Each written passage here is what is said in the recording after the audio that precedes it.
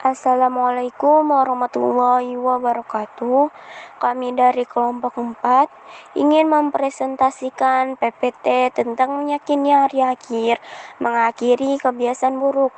Sebelumnya, perkenalkan anggota kelompok 4, yaitu Muhammad Afid Darwis, Khairul Anam, Ajeng Sakti Kirana, Vanessa Angelina, Siti Fatima.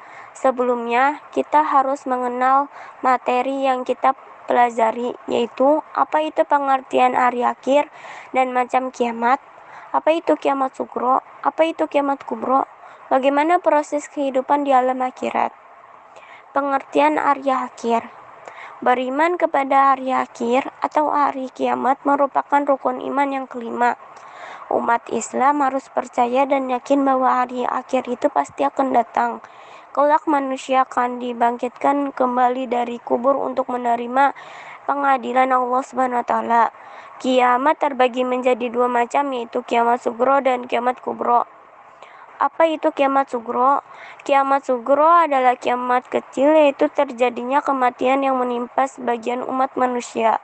Misalnya matinya seseorang karena sakit, kecelakaan, musibah, tsunami, banjir, tanah longsor, dan sebagainya. Ini adalah gambaran kiamat sugro. Dan yang kedua adalah kiamat kubro. Kiamat kubro adalah kiamat besar, yaitu terjadinya kematian dan kehancuran yang menimpa seluruh alam semesta, dunia porak-poranda, rusak dan hancur. Kehidupan manusia akan berganti dengan alam yang baru, yakin alam akhirat. Kiamat kubro ini dialami oleh seluruh makhluk hidup di jagat raya tanpa terkecuali.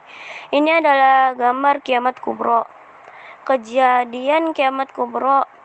Kejadian mengenai hari akhir digambarkan oleh Allah Subhanahu wa taala begitu dahsyat sebagaimana tertuang dalam Quran surat Al-Qari'ah ayat 4 sampai dengan 5 dan Quran surat Az-Zalzalah ayat 1 sampai dengan 2. Allah Subhanahu wa taala, kiamat kubro memang belum terjadi sehingga tak seorang pun mengetahui peristiwa yang sebenarnya.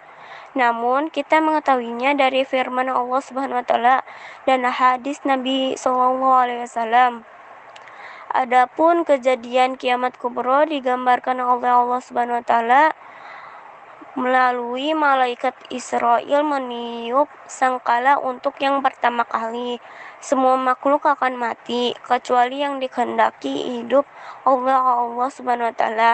Langit menjadi terpecah belah, matahari tergulung, bintang-bintang berjatuhan, lautan meluap dan menjadi panas, gunung-gunung seperti bulu yang berhampuran, dan manusia seperti anai-anai berterbangan. Setelah proses kiamat, manusia akan melalui 5 tahapan, yaitu yang pertama alam barzak atau yaumul barzak, yang kedua yaumul ba'ats, yang ketiga yaumul masyar, yang keempat yaumul mizan dan yaumul hisab, dan yang kelima yaitu ada surga dan neraka. Amal barzak atau yaumul barzak yaitu yang dikenal dengan alam kubur yang merupakan pintu gerbang menuju akhirat atau batas antara alam dunia dan alam akhirat.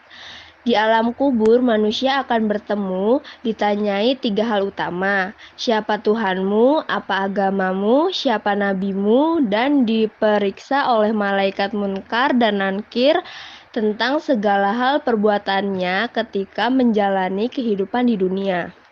Yang kedua yaitu yaumul ba'ats. Yaumul ba'ats adalah hari dibangkitkannya manusia dari alam kubur untuk diarahkan menuju ke padang mahsyar.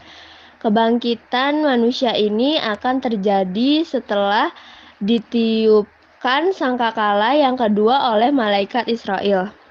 Seluruh manusia mulai zaman Nabi Adam sampai manusia terakhir bangkit dari kubur. Adapun keadaan mereka macam-macam sesuai dengan amal perbuatan mereka pada waktu hidup di dunia. Yang ketiga yaitu Yaumul Masyar.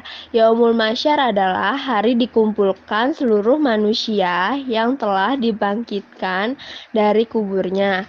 di sebuah padang yang sangat luas bernama Padang Mahsyar. Pada Yaumul Mahsyar ini pula manusia menerima catatan amalnya setelah hidup di dunia, baik amal yang buruk maupun amal yang baik, seluruhnya tercatat secara rinci. Yang keempat yaitu ada Yaumul Mizan dan Yaumul Hisab.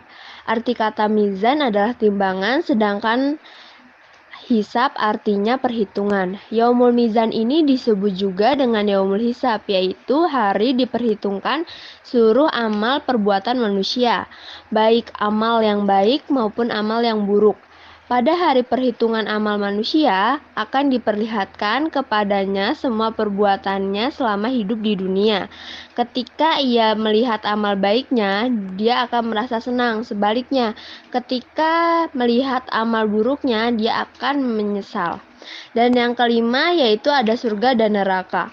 Surga yaitu seluruh perbuatan baik manusia telah diperhitungkan pada saat yaumul hisab. Perbuatan baik itu akan mendapatkan balas yang setimpal dari Allah Subhanahu wa taala. Biasanya yang memuaskan itu berupa surga yang di dalamnya penuh kenikmatan yang melebihi kenikmatan dunia. Dan neraka, di neraka itulah balasan orang-orang yang banyak melakukan dosa, takabur, sombong, dan terlebih tidak melaksanakan perintah Allah Subhanahu wa taala. Mereka di neraka susah payah mendapatkan makan dan minum. Mereka diberi minuman yang panas dan makanan yang pohon berduri. Sekian presentasi dari kelompok 4. Terima kasih. Wassalamualaikum warahmatullahi wabarakatuh.